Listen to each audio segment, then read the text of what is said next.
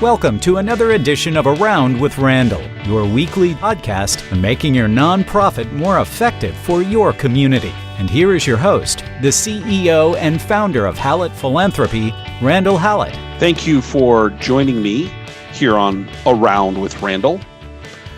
Today's subject is something that I'm not an expert at and need to learn a lot more about. And that's the idea of digital social media, the impacts of it, how we're going to use it in philanthropy.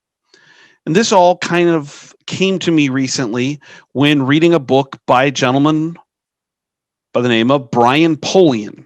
Brian Polian is an assistant football coach at Notre Dame, special teams. And during the pandemic, he wrote a book. The book is entitled Coaching and Teaching Generation Z. And there were some elements in it that I found to be fascinating in terms of communication, in terms of the responsibility of that individual or those individuals looking to do outreach versus how it's received. And that led me into a little bit of research on what is the communication patterns or thoughts in social media for different generations. So today I want to talk a little bit about the book, a little bit about some statistics, and as always, finish with some tactical of some things that you might be thinking about in this area. I started here at the top of the podcast mentioning my lack of expertise in this area, and that's an understatement. I'm someone who doesn't have a Twitter account. I don't have an Instagram account. I don't have Snapchat. I don't even have a Facebook account. I'm more old school, and I'm being, as I have said before, being drugged into the 21st century. But it's probably a good thing for me. And it should be a good thing for you too.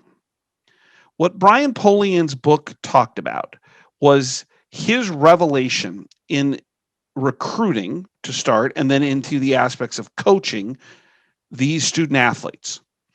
And the premise of the book started with a recruiting visit to Boston, where he and the head coach, Brian Kelly at the University of Notre Dame, were talking to the headmaster of the school and asked the question. I believe it was the head coach, Brian Kelly, who asked, is there anything that we can learn or should know because you're an expert in working with young people?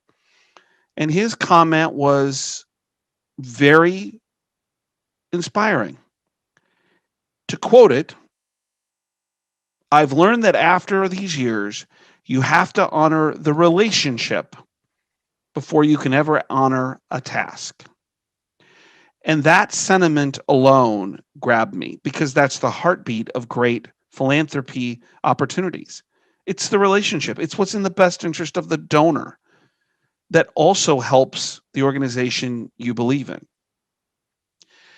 Brian Kelly figured out in talking with many different people that Generation Z are relationship learners and that they value the integrity of that relationship as it fosters in time, and that you need to honor the human being and what they offer to the world. They have a contribution, even in the case of Brian Polian and Brian Kelly in Notre Dame and recruiting, even a 16, 17-year-old, 18-year-old person. There's value in what they have to offer. And more importantly, they believe in that value. That whole person approach is all based on the concept of the importance of trust. The other thing that he realized, and I think there is a lot of conversation about this from a psychological perspective, is that you can build a meaningful relationship with those who are using social media in an effective way for themselves personally without a lot of face contact, which is so contrary to the way I was raised, to the way I came into this profession. But many younger people are developing deep, heartfelt, legitimate relationships with third-party applications, texting, Instagram, Facebook. They impart that trust into what they see and what they read. And that can be very strong and powerful as a positive, but it can also be a negative if those things aren't legitimate and real. the change in behavior that was fostered in this was that just being able to hang out and watch and listen. And in Brian Polian's case, get a chair and bring it into the locker room and just sit for 25 minutes and watch the interaction has been and not an evolutionary change to his perspective, but a revolutionary change. Based on that book, I then did a little bit of digging on generations and social media.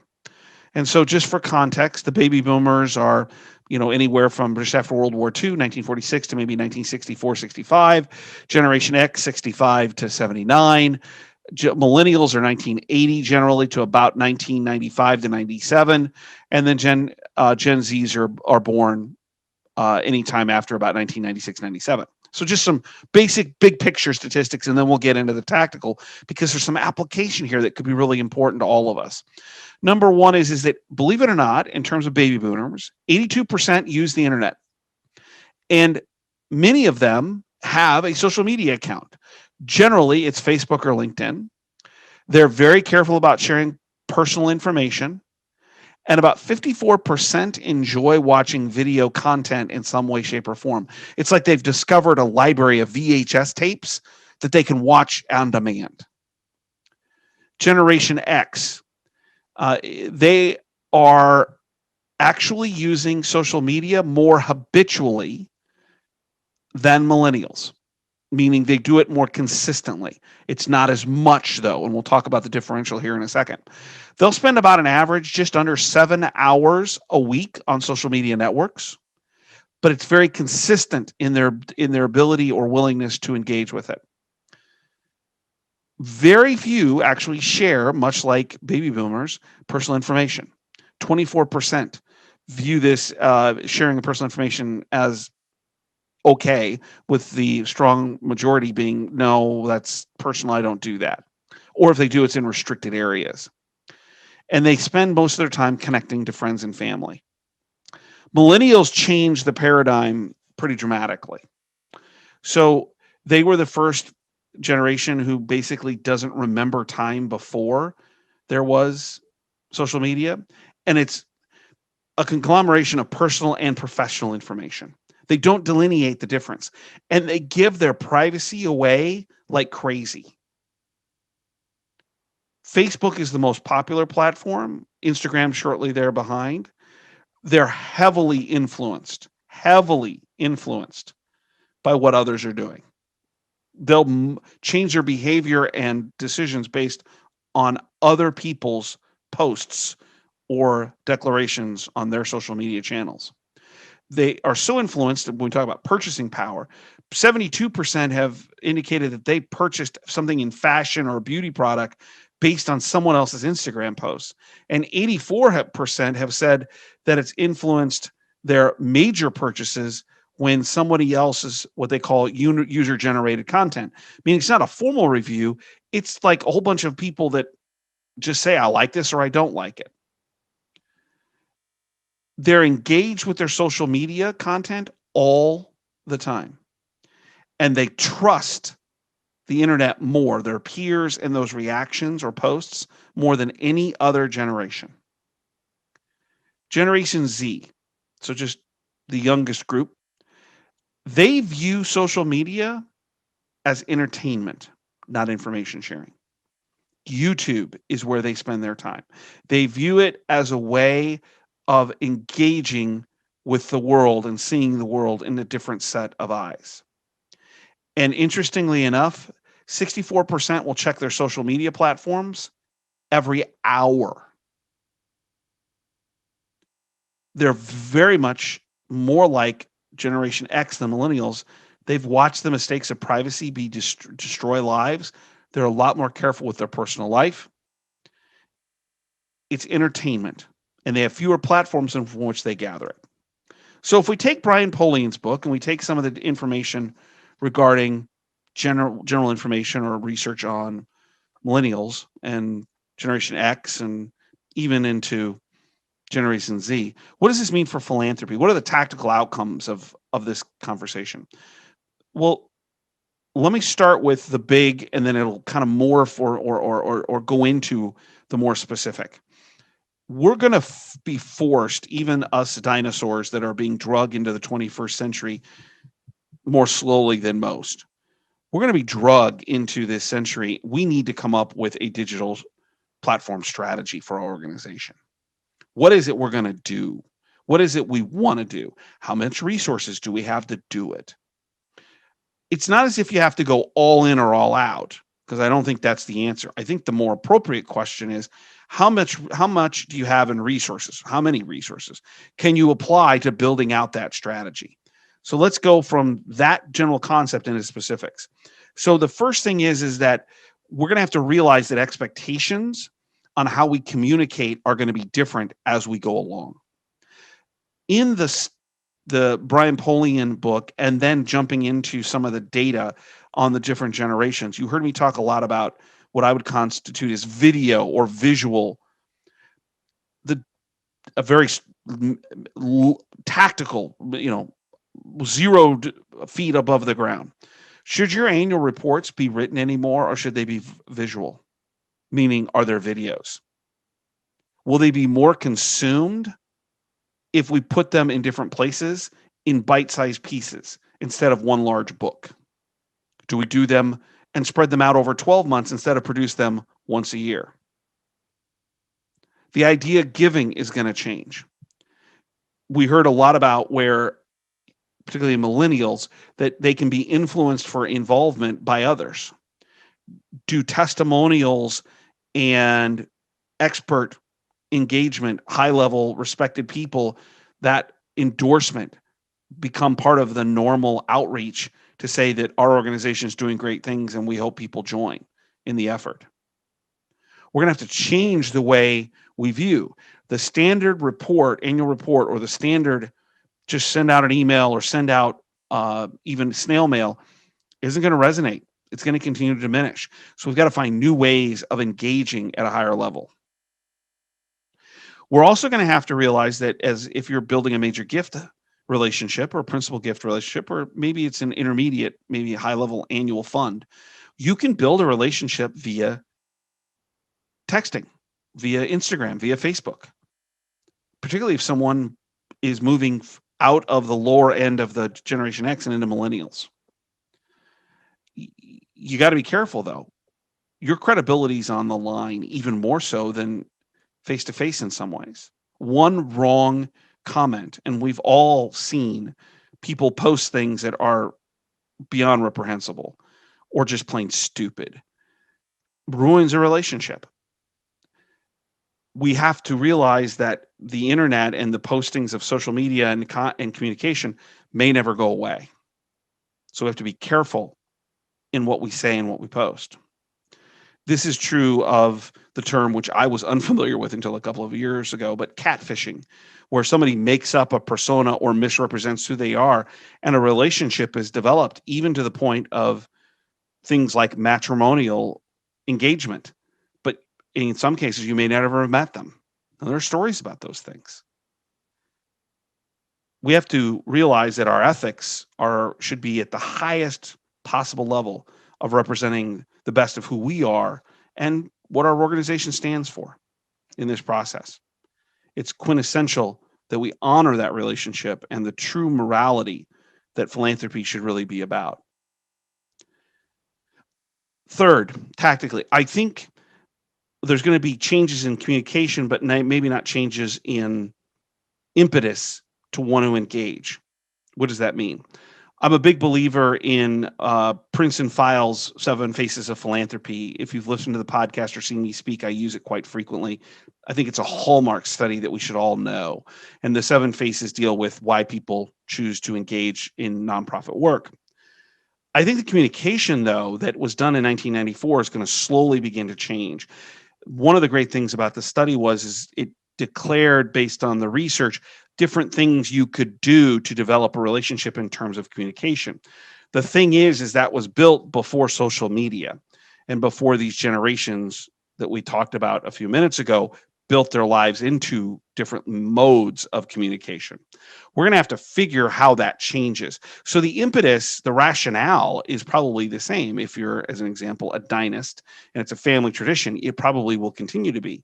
But the decisions that next generation or two make may be different in terms of how they're communicated with.